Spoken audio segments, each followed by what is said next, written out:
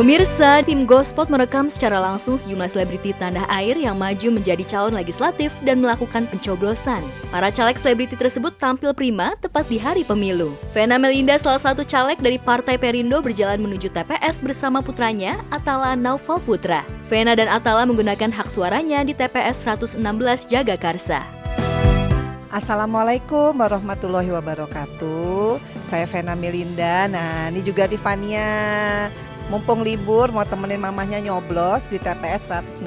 Sekaligus juga mau ngajak nih Atala anakku untuk sama-sama nyoblos. Yang terjadi, bismillahirrohmanirrohim, mudah-mudahan capres dan cawapres nanti berjalan lancar pemilunya, DPR RI semuanya, jurdil. Dan kalau aku sih karena di Kediri ya, Tulung Agung dan Blitar sudah memasrahkan kepada Allah. Kalau memang rezekinya insya Allah bisa bekerja lagi buat masyarakat. Tapi persiapannya sih nggak ada ya, lebih kepada ya yang penting harus nyoblos saja, jangan golput karena kita akan rugi.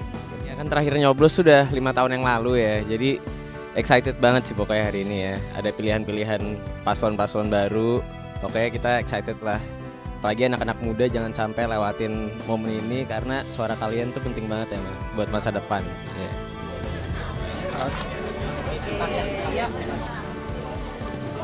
Dara Utari, Ibu Sukarti. Ya alhamdulillah akhirnya sudah menggunakan hak politiknya, hak untuk memilih capres, cawapres, DPD, DPR RI, DPRD tingkat provinsi. Mudah-mudahan nanti hasilnya membuat masyarakat Indonesia lebih sejahtera, lebih maju lagi, dan mudah-mudahan jurdil dan semuanya berjalan lancar.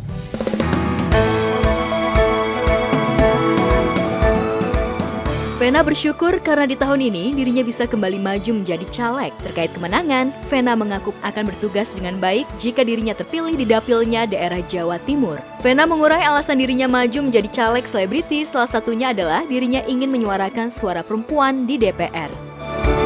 Menang dan kalah itu adalah hal yang biasa. Yang paling penting partisipasi kita, apalagi aku politisi perempuan.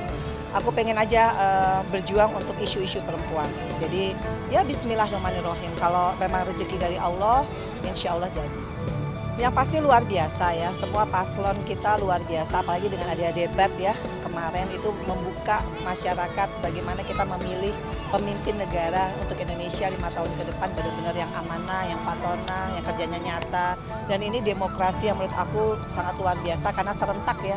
Mungkin dalam sejarah partisipasinya juga paling tinggi, ada sekitar 200 juta lebih ya yang menggunakan hak pilihnya. Ini demokrasi berjalan dengan baik, artinya kayak Atala, ini nggak golput, kemudian Ferel anakku juga mencalekkan diri gitu ya. Masalah menang dan kalah ini kan adalah amanah, jadi ini rezeki lah, jadi kita nggak bisa ada ukurannya. Yang penting adalah anak muda udah melek politik, itu paling penting sih ya. Pastinya kita sebagai Gen Z sama milenial harus ikut partisipasi karena kan kita yang menentukan ya masa depan, jadi penting banget kita ikut partisipasi.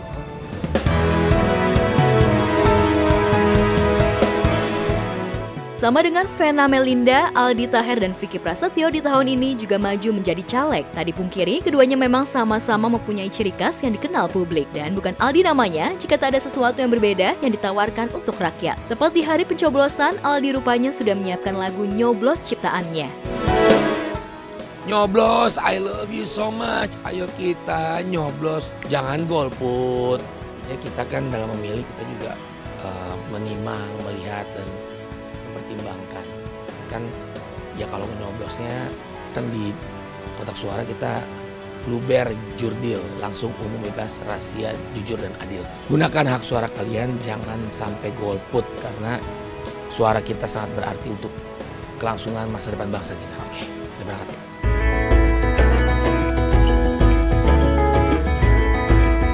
Namun standar untuk menjadi caleg bukan hanya sekedar pintar menghibur rakyat, Aldi juga sudah menyiapkan visi misi jika dirinya terpilih dan melaju ke Senayan.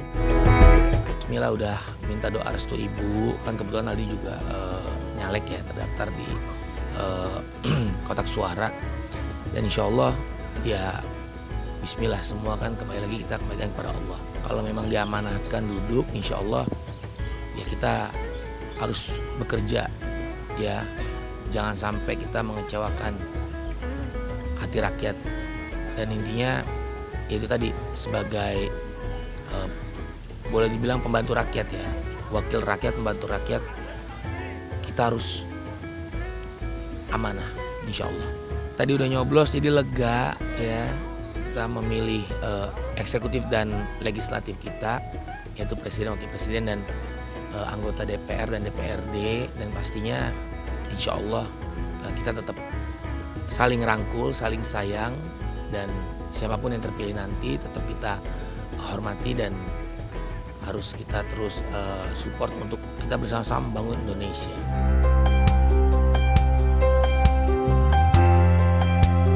Sama halnya dengan Aldi, Vicky Prasetyo juga punya niat baik untuk Indonesia. Di hari pencoblosan, tim Gospot juga sempat menyorot Vicky yang datang ke TPS Rawalumbu. Assalamualaikum warahmatullahi wabarakatuh. Pemirsa, selamat pagi, semangat Indonesia. Saatnya kita ke TPS sama-sama untuk mengambil hak pilih kita sebagai warga negara yang baik. Nah, pastinya ini sekarang saya akan menuju ke TPS saya. Harus menggunakan kendaraan mobil karena TPS saya masih terdaftar di rumah yang sebelumnya gitu, sebelum pindah ke rumah yang ini. Oke. Ya, suasananya berjalan dengan baik walaupun TPS-nya mungkin baru ya, tempat-tempat baru yang kita baru tahu karena penempatannya di sini dan di sini.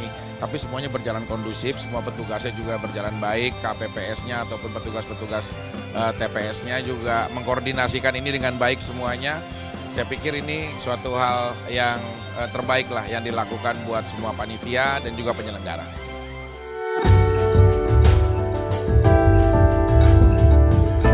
Sebagai calon legislatif, tentu Vicky punya harapan untuk Indonesia ke depan. Lantas apa saja program kerja yang ditawarkan jika ke depannya Vicky berhasil memenangkan suara?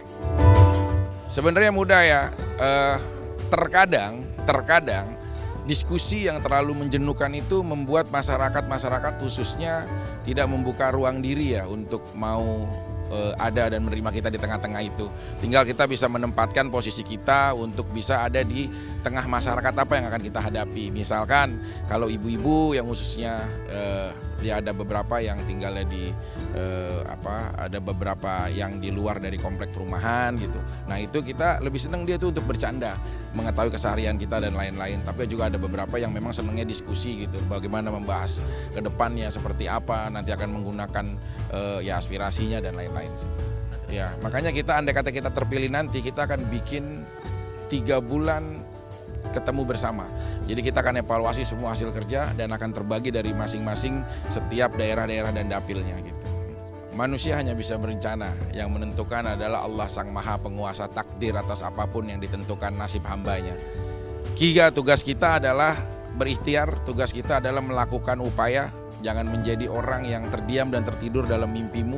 Ya, jadi bangkitlah untuk terus bergerak, berhasil atau tidak itu urusan Tuhan. Tapi yang paling bersalah adalah orang yang tidak merealisasikan mimpinya menjadi kenyataan. Jadi andai kata nanti berhasil pun ini menjadi sebuah keberhasilan yang akan menjadi sejarah. Kalau untuk tidak terpilih pun ya sudah menjadi sebuah retorika nasib. Ya, jadi kita akan terus melanjutkan tanpa harus menjadi hal yang ya bisa dibilang melemahkan buat diri kita.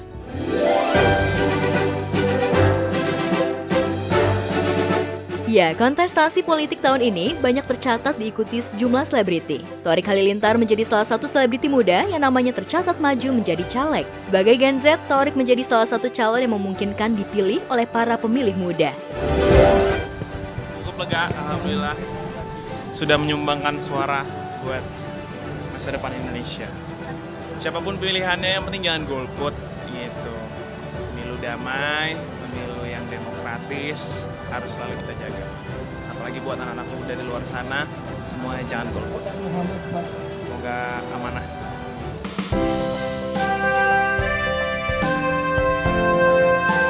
Penyanyi Once Michael di tahun ini juga alih profesi dan terjun ke dunia politik di tahun 2024. Pelantun lagu Dea Lova tersebut maju menjadi calon legislatif untuk DPR RI Dapil DKI Jakarta II. Ya, ini perdana. Perasaannya semangat ya, excited.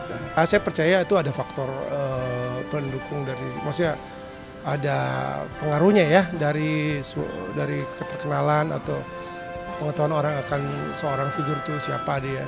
Tentu, tapi saya juga harus mengusahakan apa yang terbaik. Saya tetap harus kerja, tetap harus turun ke masyarakat, kemudian memperkenalkan diri, kemudian memperkenalkan kepedulian kita kemana. Pemilu tahun ini berlangsung tertib, kemudian sesuai dengan aturan-aturan, tanpa penyelewengan, meskipun kita lihat indikasi-indikasi ke arah itu banyak ya.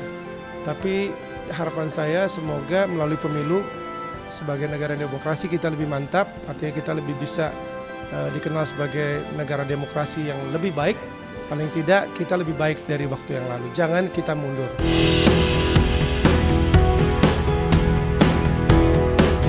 Ya, meski baru kali pertama, namun mantan vokalis Dewa 19 ini mengaku optimis bisa menang. Lantas apa yang membuat Once begitu yakin dirinya bisa melaju ke Senayan dan menjadi wakil rakyat? Ya kita sih optimis terus ya, optimis dan menyerahkan kepada Yang Maha Kuasa saja. Nanti gimana hasilnya kita jalani saja. Kebetulan ini di Jakarta Selatan, Jakarta Pusat dan luar negeri persaingannya cukup ketat ya. Artinya banyak tokoh-tokoh yang cukup dikenal masyarakat dan juga punya pengalaman dan saya percaya punya jaringan yang besar juga. Orang bilang di sini dapil neraka, tapi ya kita tetap optimis, tetap semangat.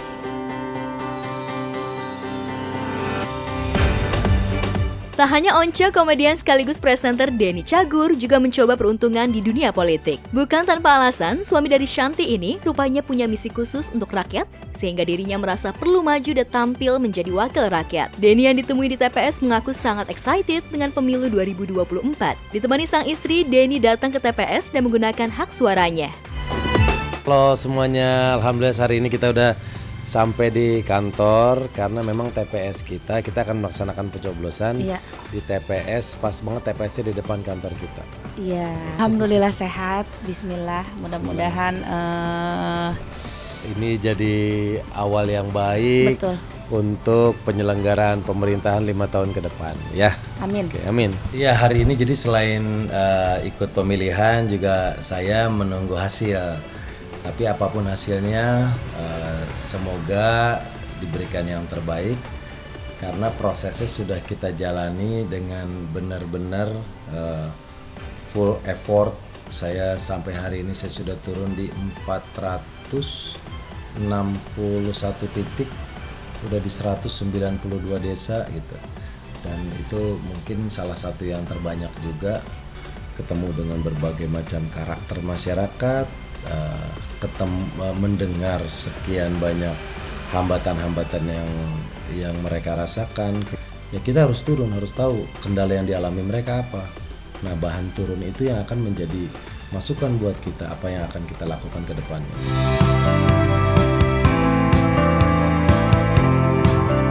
Terkait pencalekan yang dilakukan, Denny mengurai dirinya siap dengan apapun hasilnya. Yang jelas dirinya juga berjanji akan amanah jika terpilih. Kalau menang, alhamdulillah. Kalah amanah. Harus benar-benar dijalankan. Apa yang sudah saya turun di banyak tempat tadi, berbagai macam kendalanya, saya harus selesaikan satu persatu. Karena itu bagian dari tanggung jawab saya. Kalaupun kalah juga nggak apa-apa. Tetap disyukuri karena saya sangat percaya kekuasaan itu urusannya kita sama Allah.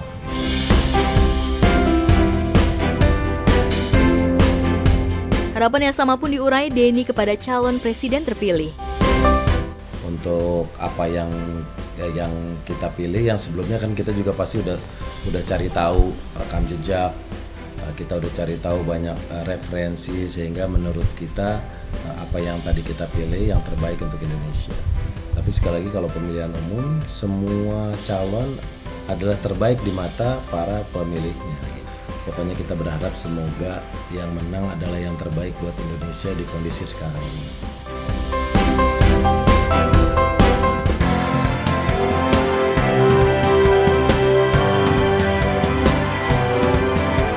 Sementara itu, gambaran pemilu damai begitu tergambar di keluarga selebgram Fuji AN dan Fadly Faisal. Ya, diketahui Fuji dan Fadly memang secara terang-terangan memberi dukungan untuk Capres dan Cawapres nomor urut 3, Hal tersebut berbanding terbalik dengan sang ayah dan dengan pilihan yang berbeda. Semoga, apa ya harapannya? Amanah, tapi bapakku tuh emang udah suka politik dari zaman dulu banget guys. Jadi aku udah gak kaget kalau misalnya tiba-tiba bapakku nyalek. Bapakku tuh sangat teramat suka banget sama politik, tahu-tahu tokoh politik, dia sangat mendalami. Jadi pas dia caleg, aku tuh kayak dukung 100% apapun yang bapak mau lakuin. Menurut aku sebenarnya untuk perbedaan pilpres atau siapapun itu ya, mulai dari caleg juga, harusnya nggak diributin sih. Tapi aku lihat tuh kayak netizen atau masyarakat tuh banyak banget yang ribut karena perbedaan pilpres. Menurut aku itu sangat teramat tidak pantas aja gitu loh. Dan kalau misalnya di keluarga pilihan mama apa, pilihan papa apa, menurut aku itu sangat teramat wajar. Gak perlu berantem, karena ini kan juga negara demokrasi ya, kita bebas memilih, kita bebas menyuarakan pendapat, hak. Jadi gak ada yang perlu diributin guys.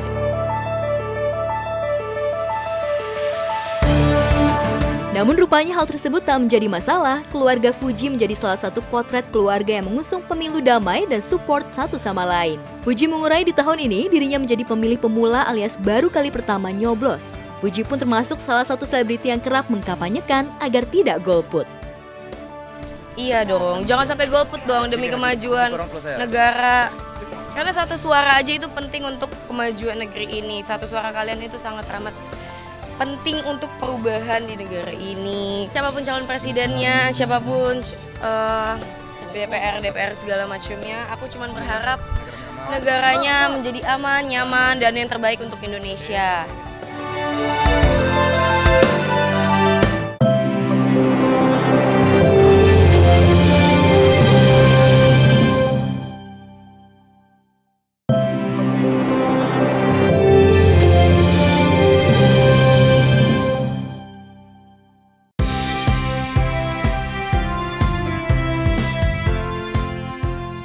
Sementara itu di TPS Menteng Wadas, Jessica Iskandar menggunakan hak pilihnya. Jedar mengaku punya harapan besar terhadap capres dan cawapres yang ia coblos. Adalah TPS 43, pas banget depan rumah jadinya.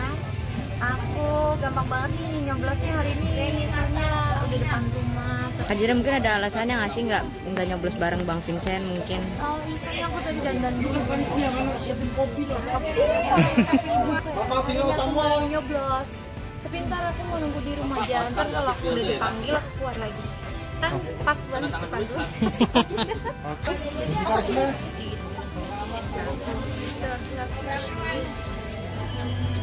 Ibu Karisma masuk.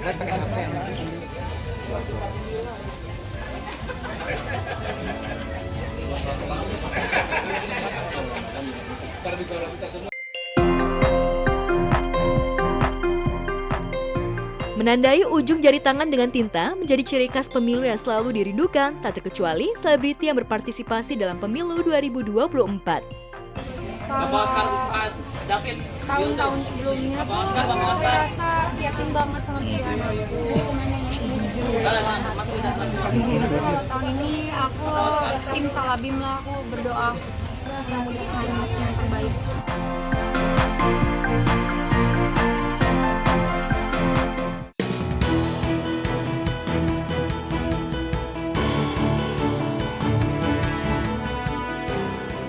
Keluarga Anang Hermansyah dan Ashanty juga kompak mencoblos di TPS Cinere, Depok. Anang, Ashanty, dan Azriel Hermansyah kompak mengenakan outfit serba hitam. Dari Istana Cinere mereka berjalan ke TPS raya bergandengan tangan.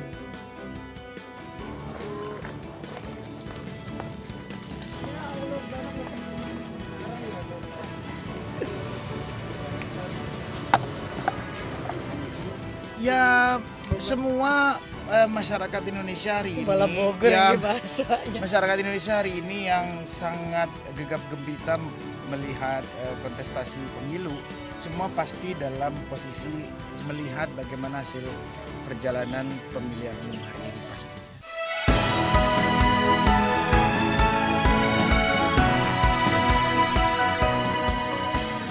Karena keluarga selebriti hits, Anang, Ashanty, dan Azriel menjadi sorotan masyarakat sekitar. Di TPS mereka bertemu dengan rekan sesama artis, Verlita Evelyn dan Ivan Saba suaminya. Lalu benarkah Ashanty sempat kebingungan sebelum memasuki bilik TPS?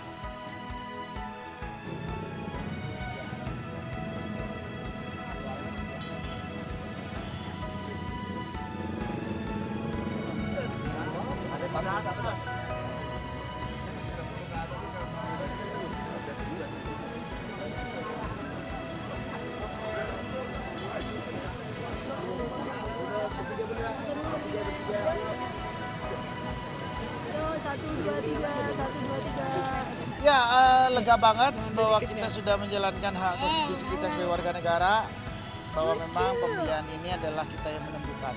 Jadi kita sudah selesai.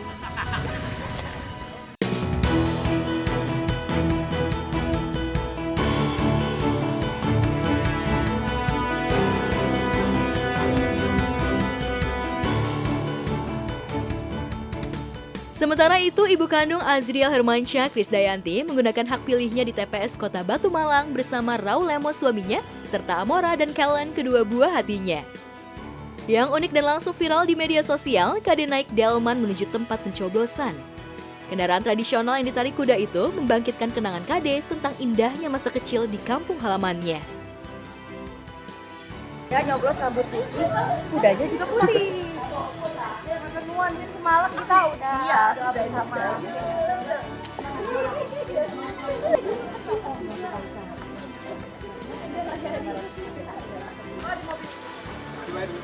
Iya, Pak. Ya, naik. Iya lah. Injaknya gitu. Enggak apa-apa. Boleh. Cina sama Badrun.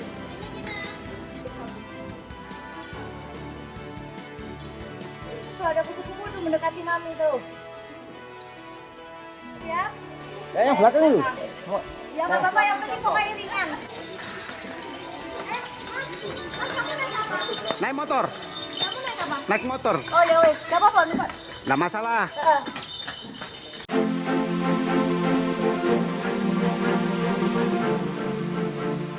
Sebagai anggota DPR dari Komisi 9, Kade sangat concern memperjuangkan hak rakyat dalam hal kesehatan, kependudukan, dan tenaga kerja.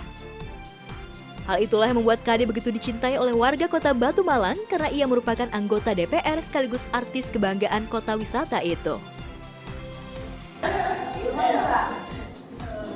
Ibu Krisdayanti sekarang coblos.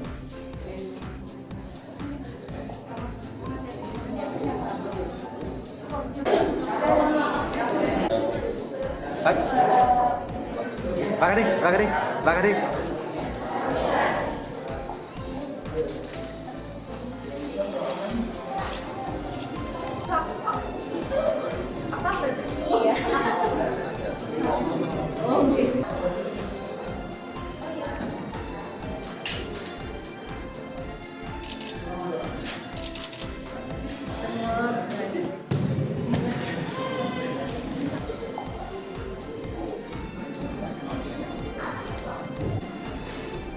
Bapak Heri Mahmud. Masya Allah, luar biasa. Ini periode kedua saya mencoblos di kota kelahiran saya, benar-benar di Kota Batu, ya, nggak jauh dari tempat kelahiran saya. Dan alhamdulillah warga terlihat sangat antusias untuk menggunakan hak politiknya, hak suaranya untuk benar-benar memilih calon presiden, calon wakil presiden, calon wakil-wakil rakyatnya yang akan duduk di lembaga negara nanti. Penuh keteguhan hati, saya memilih untuk membangun sebuah spirit kemerdekaan dengan mencintai budaya tanah air. Kenapa saya pilih berangkat dengan 3 dokar?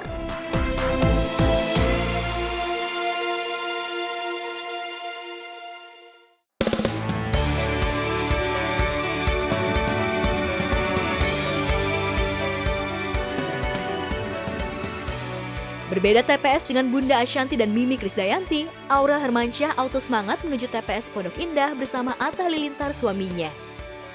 Bagi Aurel, inilah kali pertama ia mencoblos sejak bergelar Nyonya Atta. Tak heran euforia pencoblosan kali ini terasa berbeda bagi Aurel karena lebih seru dan menghebohkan. Tapi benarkah Aurel dan Atta tidak satu suara dalam memilih capres-cawapres?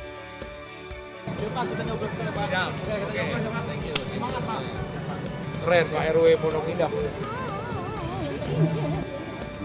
Maaf dulu Mas ya, kasih jalan dulu, maaf. Siap, gerak. Jalan ya, sabar ya. Satu, dua. Amina cheese, Amina cheese. Amina kelingking. Sudah menyumbangkan suara buat masa depan Indonesia. Tapi mungkin kalau boleh di-spill nih tadi milih nomor berapa nih? Nomor 3. Kenapa nih pilih capres nomor 3? Soalnya track recordnya jelas.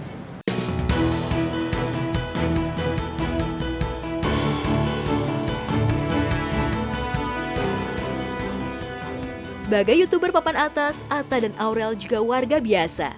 Mereka berharap capres dan cawapres terpilih bisa mewujudkan aspirasi rakyat, bukan sekedar mendengar dan menjanjikan perubahan saja.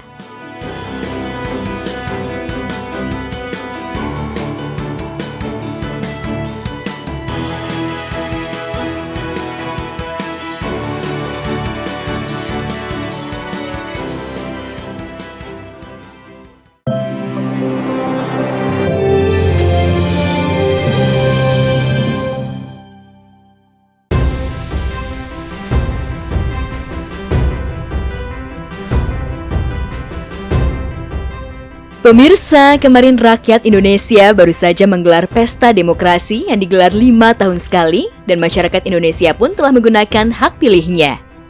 Selain itu banyak momen-momen yang menarik perhatian publik hingga viral di jagat maya, apalagi yang pemilu kali ini juga digelar bertepatan dengan Hari Valentine atau Hari Kasih Sayang. Ya, demi menarik perhatian masyarakat agar mau datang ke tempat pemungutan suara atau TPS. Sejumlah TPS sengaja menghias atau mendekorasi dengan hal-hal unik, mulai dari pesta pernikahan hingga Valentine. Di Kendari, Sulawesi Tenggara, salah satu TPS 07 yang berada di lorong Hombis Baruga, Jalan Ade Irma Nasution, Kelurahan Lepo-Lepo, Kecamatan Baruga, dibuat serba pink di setiap sudut TPS dihiasi balon berwarna merah muda, tak lupa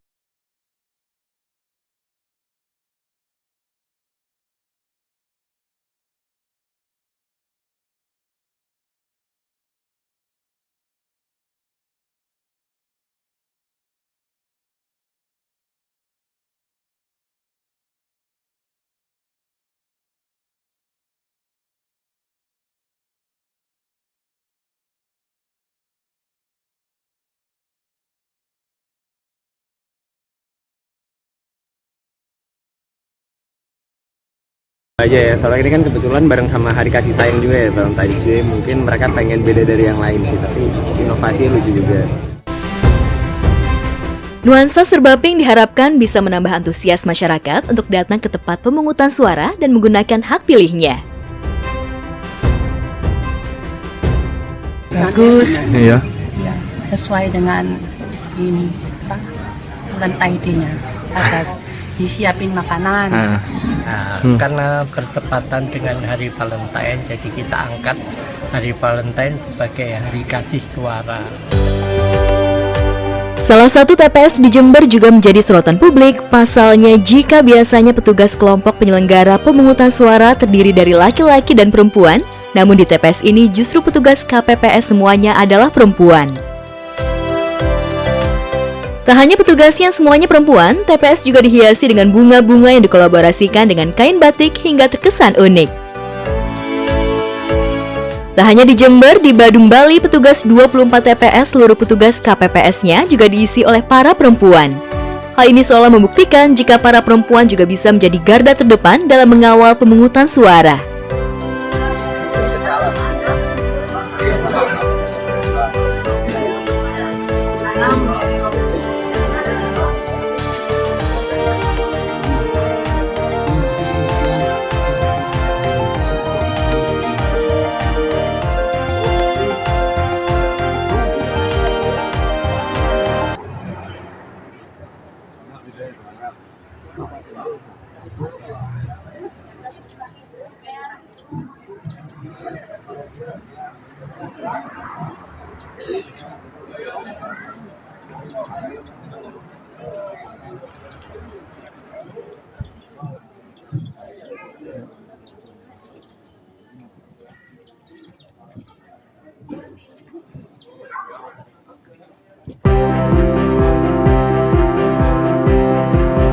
Sementara itu, beberapa TPS di beberapa daerah juga didekorasi secara unik seperti didekorasi layaknya sebuah pesta pernikahan.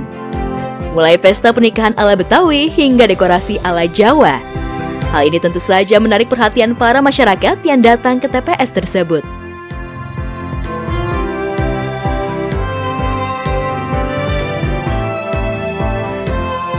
Bagus sih, maksudnya mereka ada kreativitas sendiri dan pastinya kan ya tahun ini kan banyak anak-anak muda juga kan yang nyoblos, jadi kayaknya pas banget tuh mengattract bawa-bawa anak muda ya untuk TPS, jadi bagus sih buat foto-foto gitu-gitu.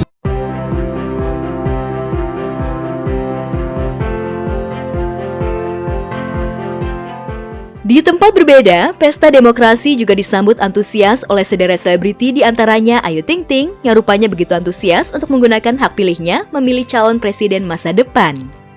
Kemarin Ayu bersama Ayah Rozak dan Umi Kalsum terlihat mendatangi TPS di dekat rumahnya di kawasan Depok, Jawa Barat. Jika biasanya keluarga Ayu selalu kompak dengan seragam dan warna yang sama, namun kali ini Ayu dan keluarga justru tak memakai baju berwarna senada. Semoga bisa menjadikan Indonesia ini lebih baik dari sebelum-sebelumnya. Semoga masyarakatnya semakin lebih sejahtera, semua kalangannya. Banget hari ini kebetulan memang pagi acara libur semuanya. Paling nanti doang sore syuting adalah Bapak. Jadi senang bareng sama keluarga, emang setiap berapa tahun sekali kan kita selalu nyoblos dan saya alhamdulillah tidak pernah golput gitu. Jadi senang lah. Hari ini akhirnya ditunggu-tunggu sama seluruh masyarakat Indonesia datang juga. Antusias apa sih? Antusias, ya antusias lah ya. Ya namanya jarang kan buka-buka kertas banyak gitu kan. Senang aja dan seru aja. Tema biasa aja. Gak ada tema gimana-gimana, pakai baju ya senormal sewajarnya aja. Sebelum menggunakan hak suaranya, Ayu rupanya menyempatkan untuk melihat profil calon presiden pilihannya untuk memastikan calon presiden yang akan dia pilih nanti. Banyaknya surat suara yang harus dipilih sempat membuat Ayu sempat bingung, namun lantaran Ayu punya pilihan, pelantun lagu Sambalado ini akhirnya yakin dengan pilihannya. Nggak pusing sih ya, kan tahu. Ada tadi ada beberapa yang bingung juga, cuma kan ya adalah bismillah aja. Sudah yakin. Ya, karena kita keluarga Cemara ya, insya Allah. Ya, rahasia lah. Rahasia. Ayu pun yakin dan mantap dengan calon pilihannya, dan Ayu rupanya berharap jika siapapun nanti yang akan menjadi presiden akan membuat Indonesia lebih maju. Semoga siapapun yang terpilih bisa menjadi pemimpin yang terbaik buat Indonesia dan membuat Indonesia lebih maju, lebih baik, dan bisa memakmurkan semua rakyat. Bisa lebih baik lah Indonesia. Usai menentukan pilihannya di bilik suara, Ayu rupanya langsung mengantar Umi Kalsum dan Ayah Rozak serta calon mertuanya ke bandara yang akan melaksanakan ibadah umroh. Lantas benarkah Ayu menitipkan doa kepada Umi Kalsum dan Ayah Rozak saat di Mekah nanti? Seperti apa sosok Ayu di mata calon mertua dan adik ipar? Kebetulan kemarin kan Tante Yowa, Ibu, pada pergi umroh ya Dinar ya, terus sekarang pergi lagi nih ngajak Dinar. Kalau kemarin mah pada mereka doang ya Dek, kamu belum ikut, sama Rama belum ikut, terus sekarang gara-gara kemarin juga itu kebetulan aja, kebetulan aja bareng. Tante Yowa juga nawarin juga kemarin kan, gitu. Jadi udah berangkat deh mereka pada mau berangkat, emang hobinya pada umroh ya. Ini hanya private group aja, kebetulan hanya aku, anakku yang gadis, sama ayah sama ibu, terus sama asisten aku aja. Ini mendadak ibu juga, ya kamu lu tanggal berapa? Tanggal 14. Ikut ibu. Dan bertepatan dengan Hari Kasih Sayang, Ayu rupanya juga ingin mengungkapkan rasa bahagianya pasca dilamar oleh Muhammad Fardana. Itu betul. Prosesnya awal mulai seperti apa? Iya, dikenalin sama orang tua, dikenalin biasa sebenarnya. Cuma kan memang kalau yang namanya dikenalin kan ya kenalin wajar sama siapa aja kan. Cuma kan tergantung dari diri kitanya masing-masing kan. Bisa lanjut atau tidak itu kan tergantung dari kita masing-masing. Kebetulan alhamdulillahnya mungkin memang cocok gitu, jadi ya berlanjut. Alhamdulillahnya. Ya, 10 tahun menjalani peran sebagai single parent memang tak mudah, namun lewat perjodohan orang tuanya membuat Ayu yakin jika Fardana bisa menjadi calon suami dan ayah sambung bagi putrinya Bilqis. Lantas benarkah sebelum dilamar Fardana, Ayu meminta izin kepada Bilqis? Benarkah Fardan sudah menaklukkan hati Bilqis? Iya dong, pasti. Karena gimana pun itu Bilqis bagian dari hidup saya gitu. Jadi minta pendapatnya Bilqis pasti. Jadi saya bilang, saya nggak bisa banyak ngomong gitu. Mas, mungkin emang dia udah jalannya Allah aja. Jadi kalau udah waktunya udah pasti yang terbaik. Kan Allah Maha tahu kan. Tahu yang terbaik buat setiap umatnya gitu. Jadi ya saya bersyukur yang jelas. Nggak nyangka juga. Waktu pas itu kan nggak sengaja juga masuknya mau ngenalin gitu kan, Ibu. Ya punya anak bujang gitu kan. Iya Bu, aku bilang gitu. Cuman saat itu ya hanya bercanda-bercanda aja kita kan, bercanda aja nggak ada yang serius gitu. Terus ya ternyata mereka pas ketemu kemarin tuh Januari saling tertarik, cocok gitu, langsung ngeklik ya. Udah kita ke orang tua, ikut aja alhamdulillah. Cepet banget, ekspres, bisa dibilang ekspres. Persiapan pun singkat banget. Apa sih yang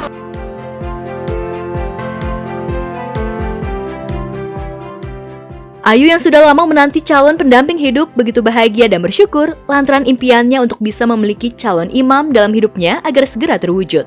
Tak butuh waktu lama bagi Ayu untuk menerima pinangan Fardana, lantaran Ayu memang yakin jika pilihan orang tuanya adalah yang terbaik.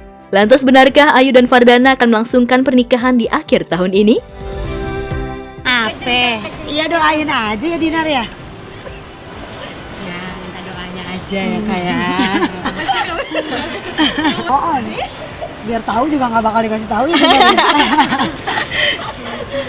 Alhamdulillah percaya keluarga. Jadi ya kan, mungkin emang udah jalannya Allah juga. itu ya kita nggak tahu ya jalannya kan nggak direncana juga semuanya Mbak. Makanya suka ucapan itu adalah doa kan ya. Si Ayu tuh sering ngomong begitu kan, pengen punya cowok tinggi, putih, hidungnya mancung, Korea, semuanya. Alhamdulillahnya. Itu alhamdulillahnya Ikis juga menerima, setuju. Nana juga baik, bisa ngambil hati Bilqis. Iya, Nananya bisa ngambil hati Bilqis dan bisa ngajak ngobrol. Bilqis juga udah alhamdulillah sih gitu. Memang butuh waktu ya Iwa, tapi alhamdulillah. Sekarang mau banyak nanya, om begini-gini gitu. Bawel, Nananya juga rajin, nanyain dia mulu. Jadi ya, ada perhatian buat dirinya. Ya udah pas yakin banget karena kan sosoknya anaknya baik, ibadahnya juga luar biasa alhamdulillah.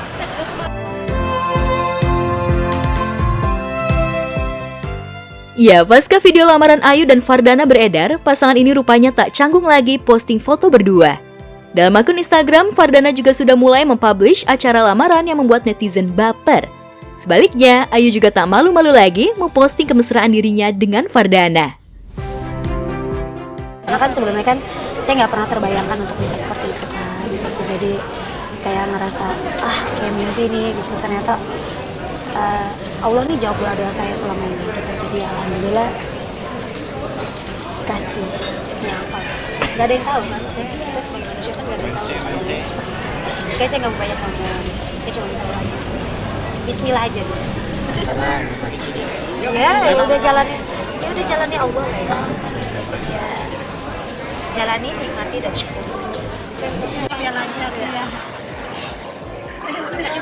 Ya pokoknya doain aja. Bismillah, mudah-mudahan semua proses mulai dari proses lamaran kemarin sampai nanti akad nikah sampai seterusnya semoga lancar terus, panjang jodohnya, sampai maut panjang menyisakannya. rezekinya. Amin. Minta doanya aja. Sama-sama sukses ya.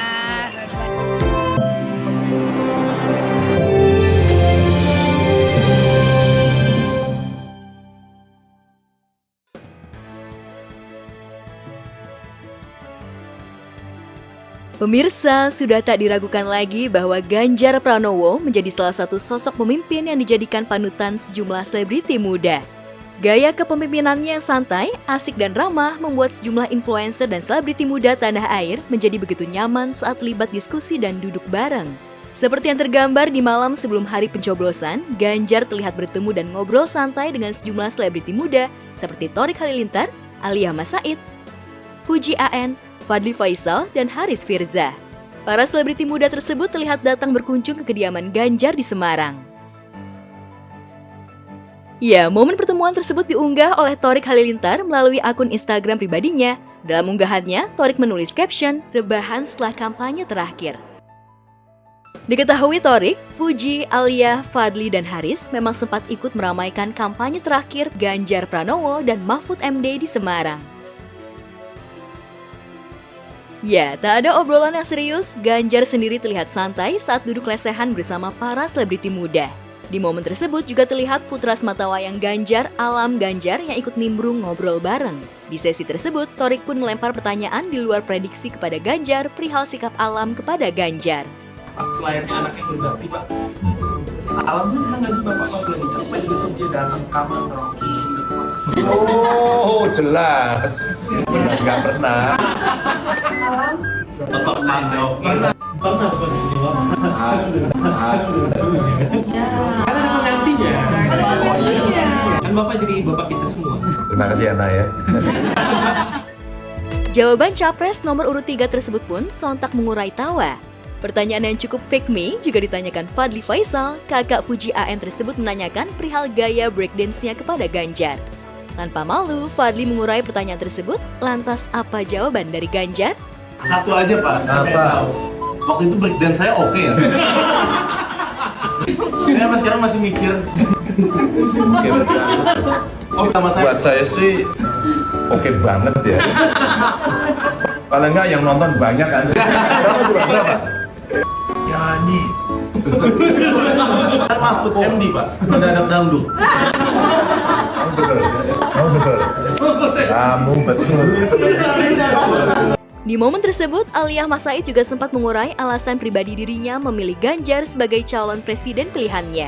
Ini kan sebut cerita kalau saya milih Bapak. Karena waktu itu Bapak nepuk kepala saya, jadi saya merasa disayang sama seorang Bapak. Banyak untuk favorit.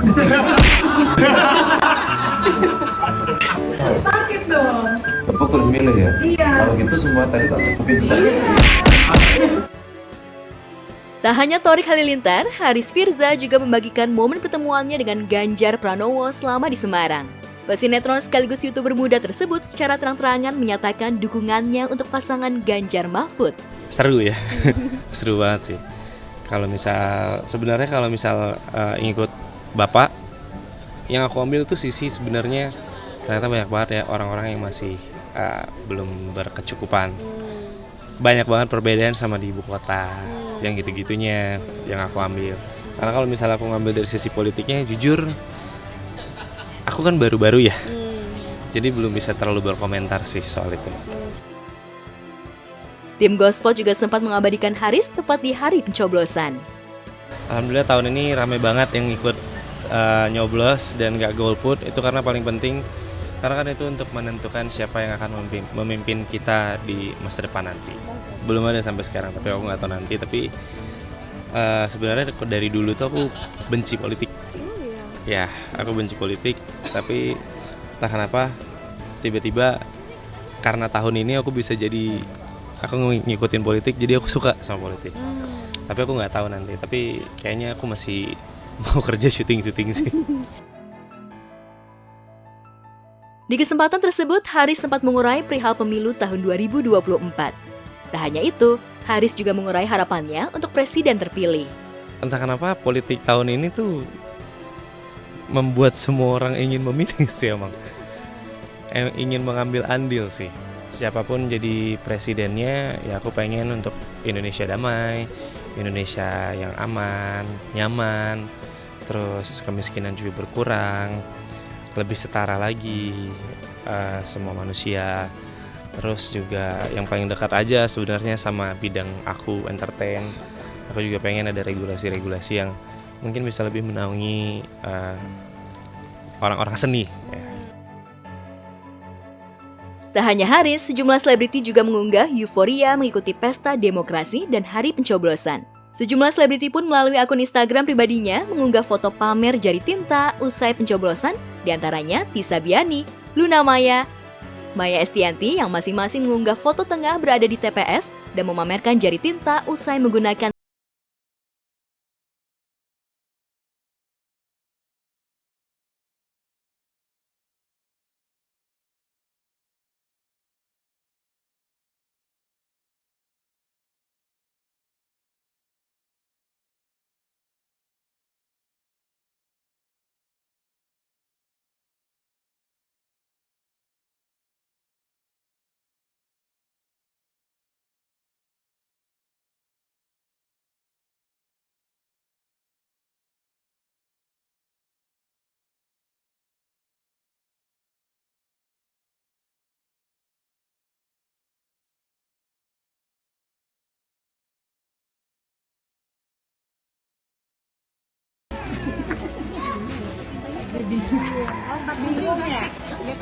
Gede banget.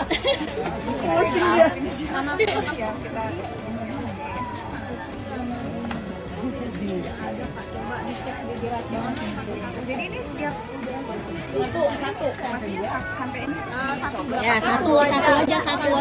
Ada yang gabung Satu partai, satu partai. Satu aja. Bukan satu-satu. Ya. Lawak. Banyak amat. Waduh, dasar. Ayah Elvita. Dasar. Siapa ini? Ayah Elvita. Dua aktor ternama Samuel Zilguin dan Roy Martin juga membagikan momen saat dirinya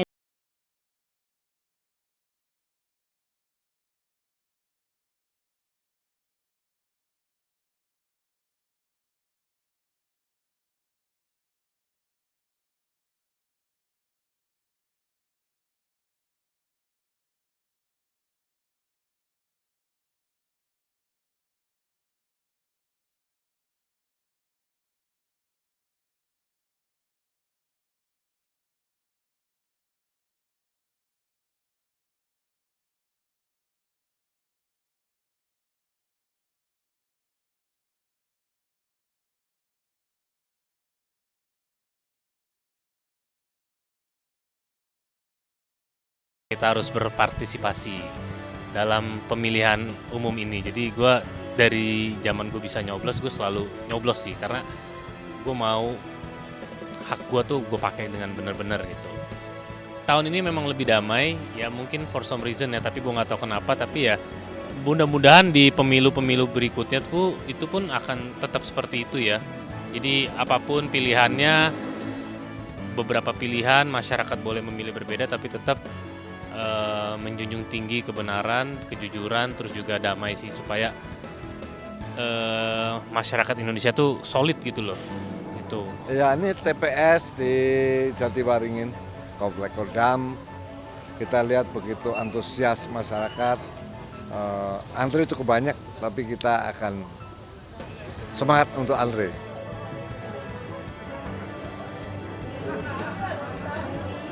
Kalau saya milih misalnya pilot, kalau saya naik pesawat itu pilot yang tidak pernah di-grounded, yang juara.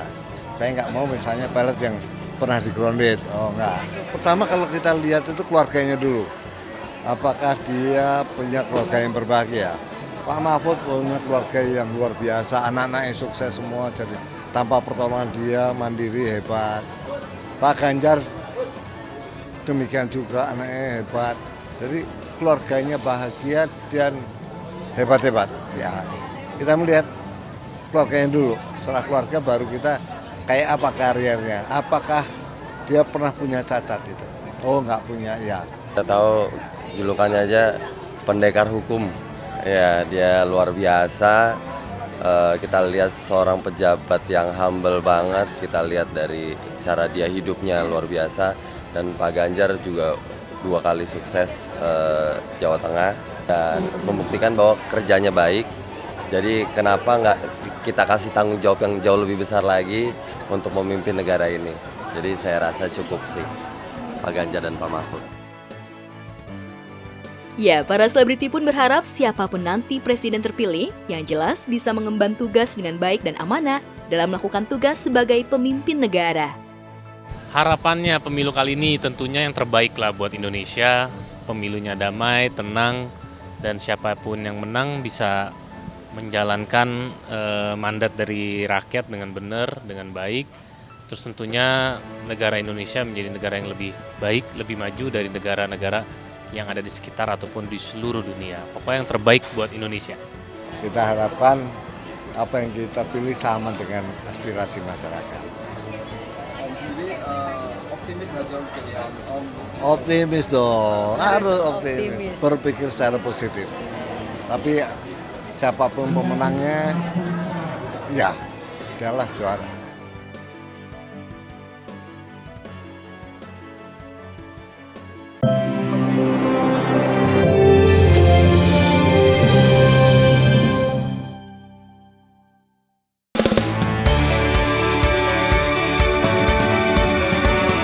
Pesta Demokrasi Indonesia digelar serentak di 38 provinsi Indonesia pada 14 Februari kemarin.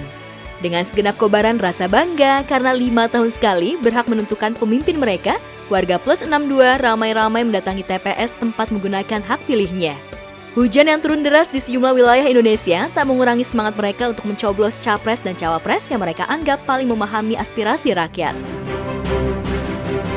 Usai mencoblos, perbincangan tentang siapa yang menang pemilu 2024 seolah menjadi topik wajib di mana-mana.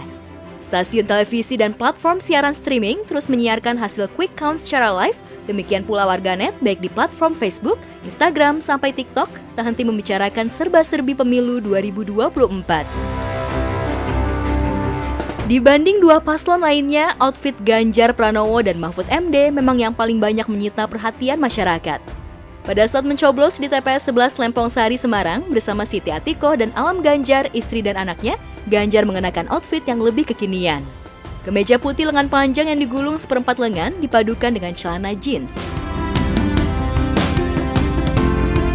Kemarin pemilu 2024 juga digelar di luar negeri seperti di KBRI Madagaskar, Astana, Beijing, Guangzhou, Shanghai, Taipei, dan Vanimo. Sedangkan di sejumlah negara dan kota besar lainnya di dunia, pemilu 2024 digelar lebih dulu, tepatnya sejak tanggal 5 hingga 13 Februari 2024. Sejumlah KBRI di kota-kota besar di Amerika Serikat, Eropa, Timur Tengah, Asia Barat, dan Afrika menggelar pemilu serentak pada 10 dan 11 Februari lalu bertepatan dengan weekend. Lantas bagaimana dengan pemilu di pelosok daerah Indonesia? Ternyata banyak sekali force majeure yang terjadi menjelang dan saat pemilu 2024. Seperti tenda TPS di Desa Wulu Kesamben, Jombang, Jawa Timur yang roboh diterpa angin pada dini hari menjelang pencoblosan dimulai. Puluhan atap rumah warga pun rusak hingga sebagian aktivitas warga terhambat. Beruntung tidak ada korban jiwa pada peristiwa naas itu.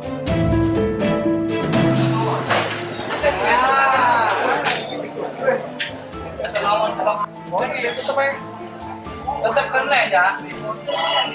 Kena terpaan angin hujan tadi sore setelah maghrib, sehingga kondisi konstruksinya teropnya yang kurang kuat. Cagaknya sebelah kiri itu mandiri, jadi nggak diikat atau nggak dipatok, sehingga keterpa angin ya otomatis seperti itu tidak ada. Insya Allah akan ditindaklanjuti besok pagi akan diperkuat di konstruksinya lebih jauh. Dan dampaknya untuk pohon-pohon ini banyak yang tumbang. Yang kedua, bangunan terutama juga dampaknya di sekolah SD N-1, di TK Tunas Karya, dan rumah penduduk. Tapi untuk malam ini baru pendataan. Jadi didata rumah-rumah yang rusak berat, rusak ringan, dan nanti datanya. Meski sempat panik, warga sekitar cepat move on dari bencana alam dan tetap semangat mengikuti pemilu 2024. Dalam keadaan darurat karena tenda CPS baru didirikan secepatnya, mereka bisa mencoblos dengan tertib. Ya, yang namanya musibah, ada musibah ini, saya ikut prihatin, saya ikut sedih. Ada TPS yang di situ juga katanya ini ya, roboh ya. Iya, betul. Ya, semoga nggak ada korban jiwa dan warga di situ diberikan kesabaran, diberikan ketabahan, dan mungkin yang terpenting sekarang itu TPS itu udah segera diperbaiki lah, semoga supaya lancar. Di sejumlah TPS muncul kejadian lucu dan menggemaskan yang menjadi perbincangan warganet. Di DPT Kota Pekalongan ada pemilih yang memiliki nama unik. Di antaranya ada nama yang sangat singkat yaitu L, Y, dan Ki, serta ada pemilih yang bernama Lima.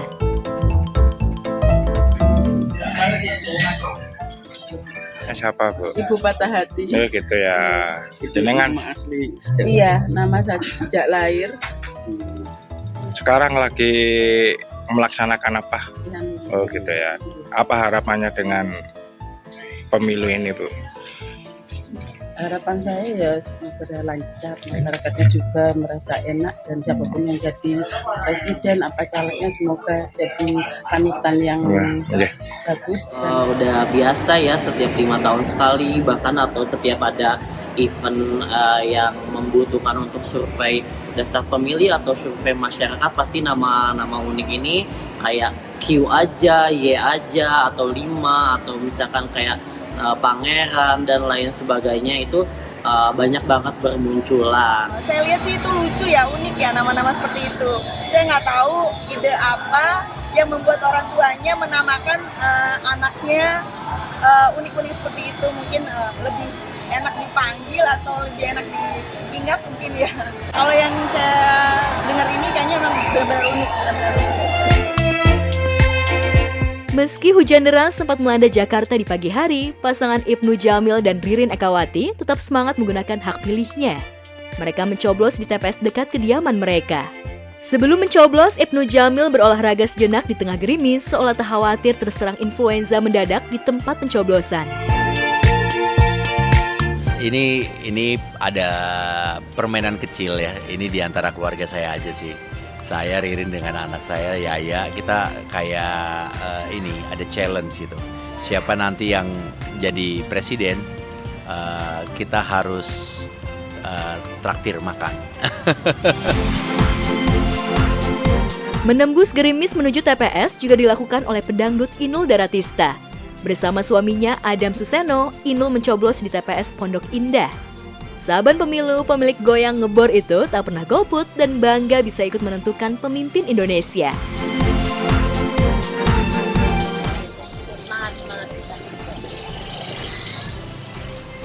TPS berapa? 184. Oh, itu ya. Enak banget ya.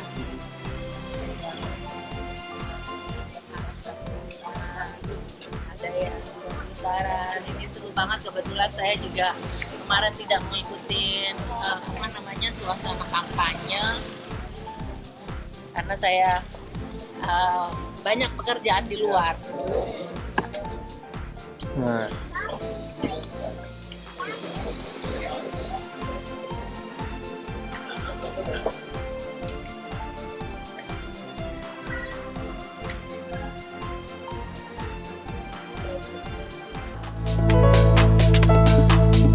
Kehadiran Inul dan Adam mengundang warga sekitar untuk foto-foto bareng. Saya sangat tidak setuju kalau untuk nyoblos semua, karena hak pilih kita sebagai rakyat Indonesia itu sebagai penentu siapa presiden kita. Itu jadi jangan sampai golput juga, jangan sampai nggak nyoblos. Pilihan kita itu kita melihat bukan dilihat dari capres-capresnya aja, kita juga melihat orang-orang sekelilingnya yang mendukung capres-capres tersebut. Yang kedua yang tadi itu manusia tidak ada yang sempurna, ada sisi baik dan tidak baiknya. Jadi kita lebih memilih yang banyak baiknya, yang tidak banyak tidak baiknya.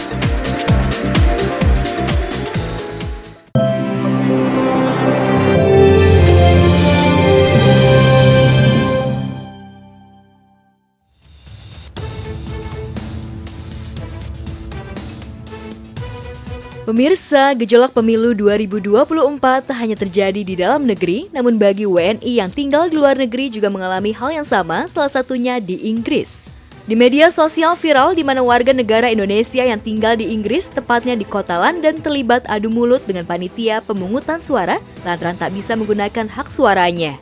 Kita harus vote, Mas. Nggak bisa, Mas, begini, karena kita datang sudah sebelum jam 6. Kita sudah datang sebelum jam 6, Mas. Nah, Mas, ini enggak.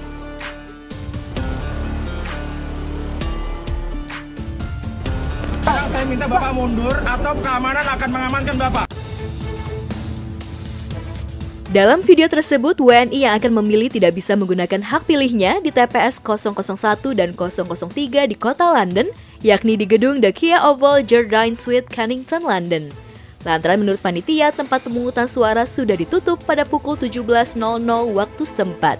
Hal ini tentu saja membuat WNI tak terima, lantaran dalam pengumuman yang diterima mereka dapat menggunakan hak pilihnya hingga pukul 18.00 waktu setempat. Duh, sayang banget ya teman-teman kita yang kerja di luar negeri nggak bisa milih presiden di Indonesia, nggak bisa ikut nyoblos gitu karena terlambat datangnya.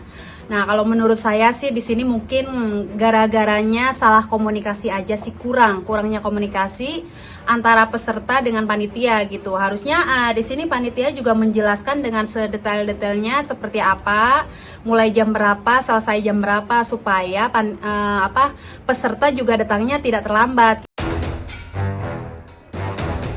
Video perihal kekisruhan saat pencoblosan di Inggris rupanya sudah ditonton lebih dari 1,3 juta kali dan menjadi sorotan warganet dan sederet selebriti. Problemnya Mas, pengumuman yang kita dapat itu buka sampai jam 6. So we still have the chance to do the... Nggak ada penjelasan lebih lanjut juga, nggak ada keterangan detail. Dan itu nggak bisa diambil seketika karena kita ikut jadwal. Gitu. Dan buat pesertanya juga datangnya jangan terlalu mepet waktunya ya, karena kan nggak tahu nih, misalkan mungkin mereka udah nunggu nih, ternyata nggak ada yang datang gitu, akhirnya udah selesai gitu. Mungkin jam 6 sore itu maksudnya itu udah selesai gitu. Menurut saya sih itu aja sih, komunikasi aja yang harus diperbaiki. Jadi kesannya jangan kayak dipersulit gitu ya.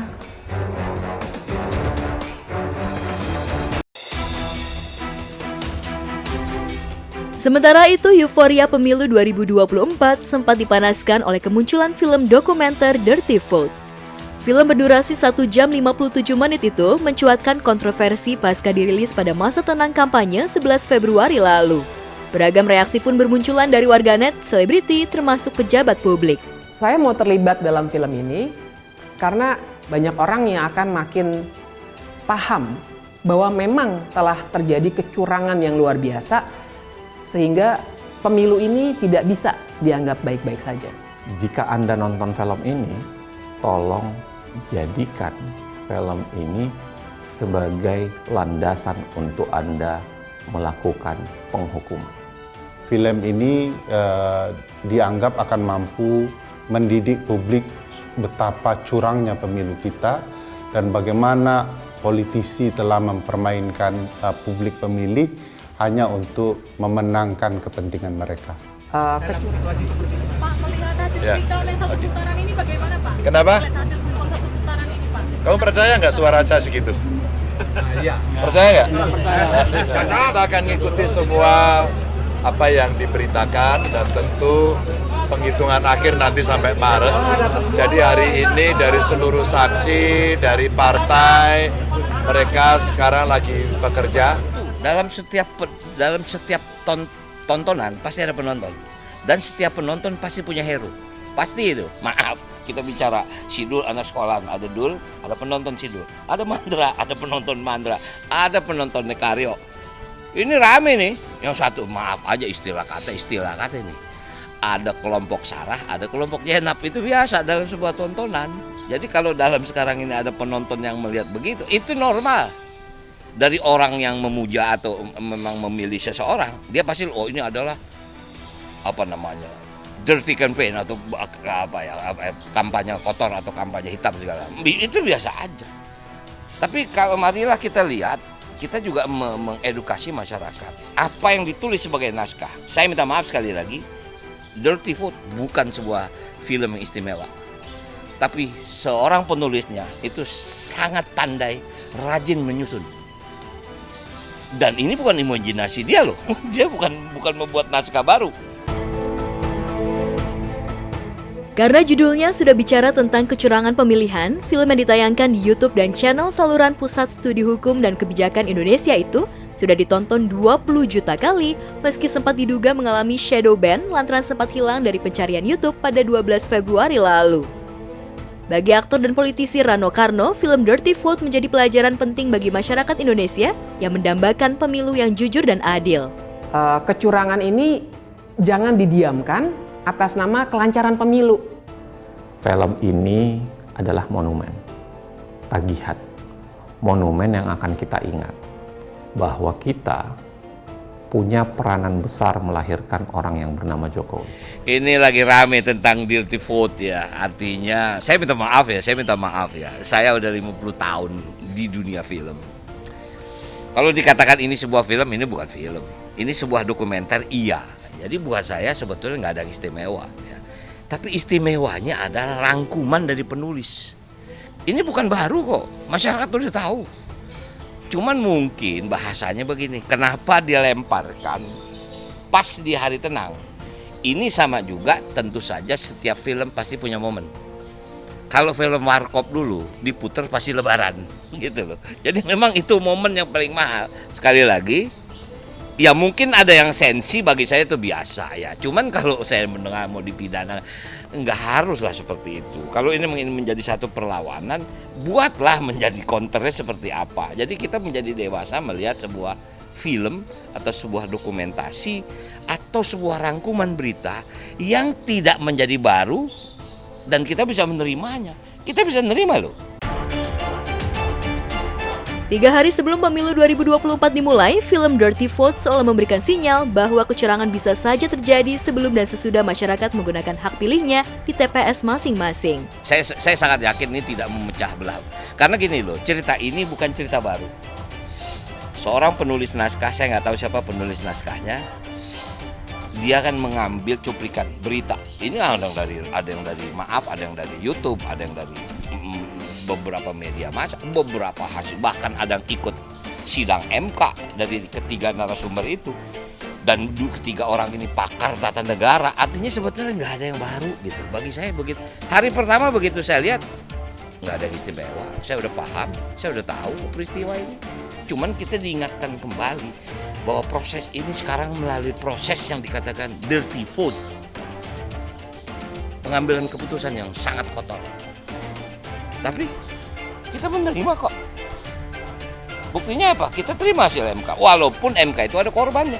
Ketua MK diberhentikan misalnya. Itu realita. Dia tidak bicara paslon kalau menurut saya. Saya pikir ya itu tadi kembali. Ya, setiap kita pasti berbeda. Saya begini nomor 1, saya begini nomor 2, saya ini nomor 3, itu hak saya kan. Itu wajar dalam sebuah kehidupan. Nah, tentang pilihan itu hak. Tapi sekali lagi, begitu keputusannya sudah bulat, apapun harus kita terima. Jadi besarlah menjadi sebuah bangsa. Gitu. Ya, siapapun presidennya harus kita hargai. Inilah adalah pilihan kita. Ya, walaupun tadi saya katakan pasti ada mekanisme MK lagi nih. Menang, curang, kalah itu biasa dalam sebuah pertandingan, gugatan itu biasa. Cuman arti kalaupun nanti sudah menjadi satu keputusan, itulah yang terbaik bagi negeri ini. Apapun itu harus kita terima. Walaupun bahasanya apakah kita terima dengan lapang dada, banyak cara untuk menerimanya. Tapi itu sebuah keputusan yang memang harus kita sepakati.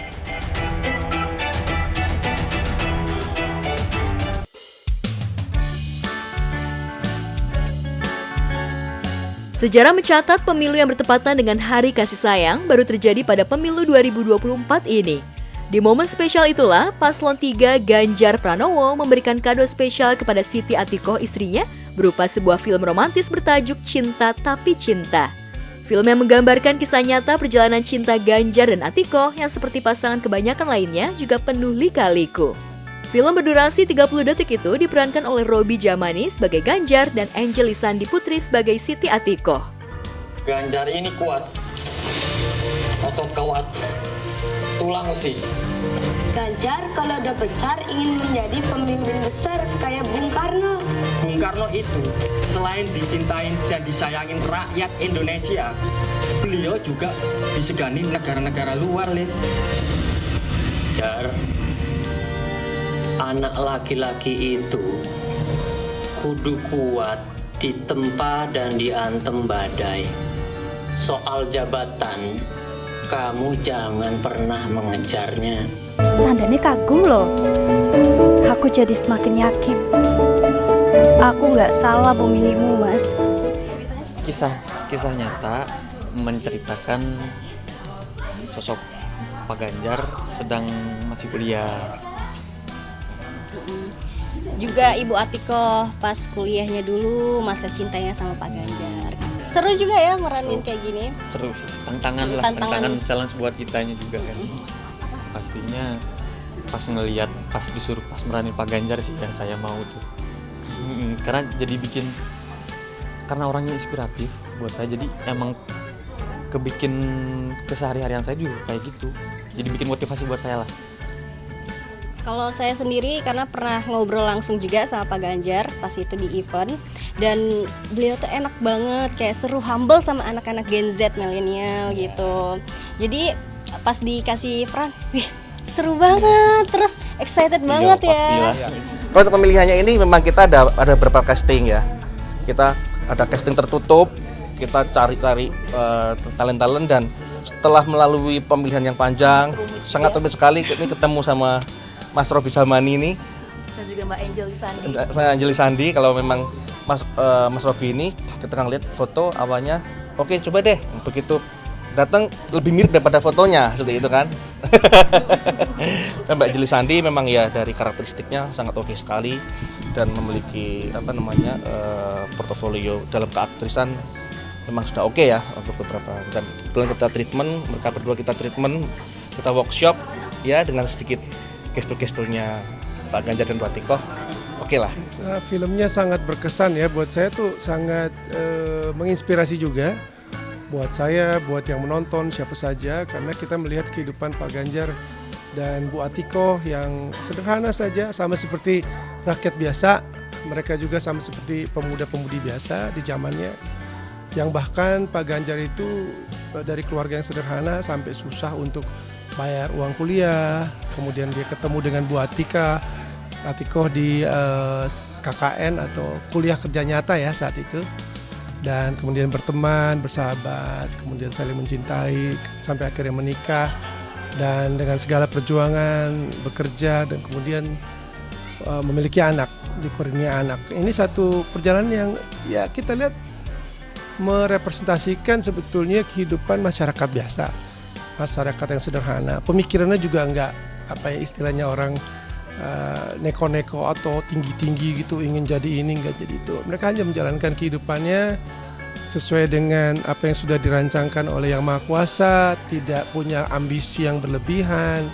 Yang mereka tahu adalah mereka mencintai satu dan yang lain, dan ini menjadi satu kekuatan yang sepertinya tidak ada habis-habisnya buat mereka berdua. Sebagai mantan pejabat publik dan tokoh karismatik, kisah cinta Ganjar dan Siti Atikoh menginspirasi halayak ramai. Mereka berdua mengajarkan cinta dan ketulusan sebagai sesuatu sinergi yang tak bisa dipisahkan. Menurut Jiwo Kusumo, sang sutradara, film yang mengulas romansa cinta Ganjar dan Siti Atikoh ini dipersembahkan untuk bangsa Indonesia yang membutuhkan cinta. Kalau dari kami sendiri, karena kami kan sebagai filmmaker, kita lepas dari kontestasi politik, memang murni dari kami sebagai kreator film, bahwa Ganjar Atikoh ini harus menginspirasi anak-anak muda bagaimana memberikan satu hubungan yang positif kepada pasangannya, kemudian pada keluarganya, kemudian karena sumber kehidupan kita cinta kasih. Dan saya dengar film ini dibuat hanya dalam waktu 1 bulan, suatu gerakan satset yang nyata. Kayaknya jarang sekali film dibuat dalam waktu 1 bulan. Dan hasilnya baik ya, bisa membuat kita lebih mengerti Pak Ganjar dan Bu Atikoh itu seperti apa. Sinematografinya juga bagus, kemudian flow cerita juga keren gitu. Angel dan Robi ya sebagai pemeran utama juga bagus. Jadi hebatlah teman-teman. Harapan kita semua semoga film ini bisa ya membuat kita lebih mengerti kekuatan cinta yang sebenarnya, dan karena kita punya contoh yang nyata, Pak Ganjar dan Bu Atikoh sebagai pasangan yang saling mencintai satu dengan yang lain, saling menguatkan sampai mereka sebagaimana kita kenal saat ini. Bisa dikatakan bertepatan. Pesan utamanya kan sebetulnya cinta kasih ya, antara sesama, antara pasangan, antara manusia ya, seperti itu ya. Hari Valentine kan sebenarnya seperti itu, tidak sempit untuk pasangan kekasih, tapi sebetulnya pesan daripada Hari Valentine itu yang saya tahu adalah untuk cinta kasih bagi sesama. Dan tidak ada perjuangan yang sia-sia, dan tentu saja semua masih semangat, dan kita juga semangat.